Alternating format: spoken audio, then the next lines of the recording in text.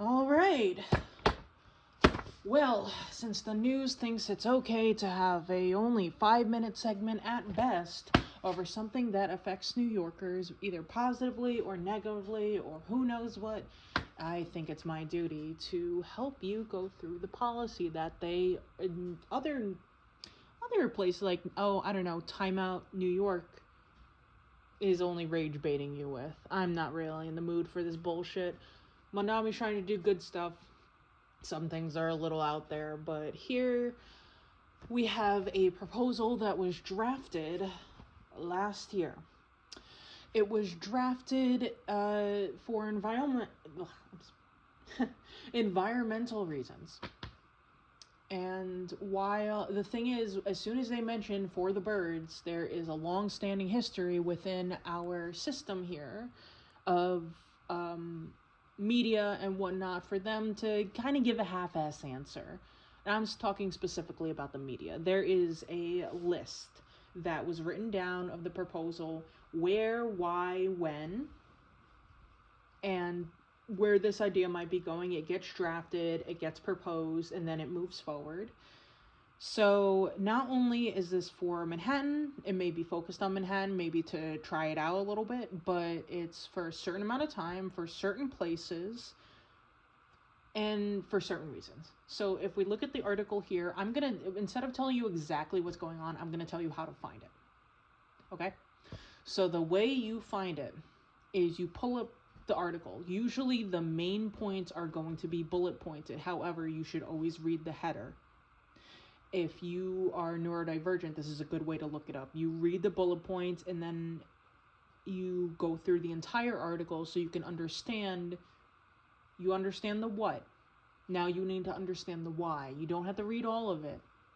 And sometimes things change within the piece of paper, within the proposal, within the dealings. But the news, especially online, will give you one piece of information to rage bait you and either turn you against a certain political movement that may be trying to make things better. And yes, I know, politicians are not your best friend. They do not always have your interests in mind. They are not your best buddy. I get it. But it's not like everything that's ever done is useless, especially in this time. Any good moving forward is good, especially for the environment. But of course, people's safety and people's comfort is important. But think about how much we started relying on certain systems more so than others, and maybe have overextended into nature a bit. And you're like, oh, who cares? But here's the thing. Maybe it's stressing you out too. The city that never sleeps, that's a wonderful thing and whatnot. And yes, you can get out of the city, but it gets expensive. And also, it guzzles the energy. But also, here's another thing. We are doing a good thing on our end, but we also need to remember that bigger systems also are at play that we need to pay attention to, like data centers, water usage, things like that.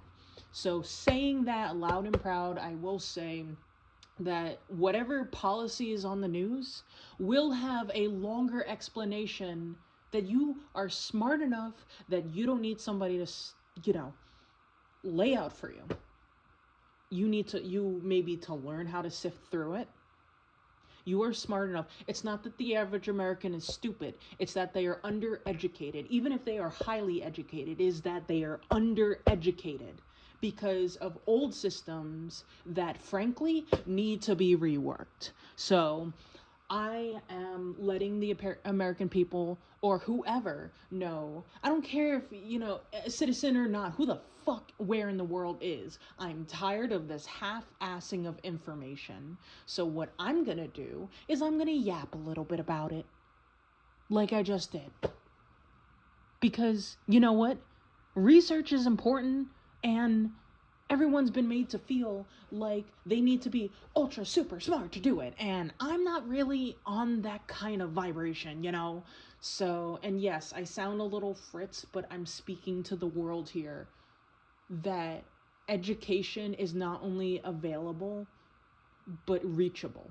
Especially with the age of the internet. Once you learn the buzzwords, the anger rising in your chest when you hear something a little more kind of like really unreasonable, and to take a step back and be like, there has to be a reason this is happening, even if it's something I don't agree with. We cannot keep calling each other dumb and stupid when people just want to know what's going on.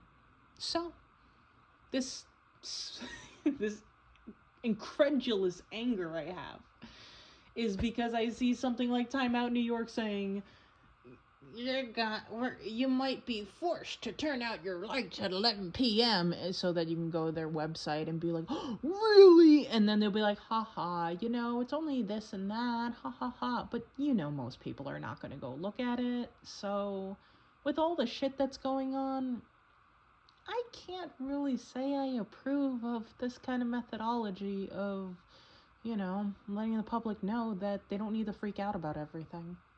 And that maybe a lot of places paint this environmentalism as something that should be opposed. I think that everybody should know that they are getting played in front of their face, even by more left-leaning news sources, trusted news sources. It really grinds my gears that, we as humans, no matter who we are, want to help each other, but there are people and forces and big money at work that really, really just want to make you scared and make you want to hate yourself and hate everything around you. I don't think that's fair. I've yapped enough. I'll just leave it at that.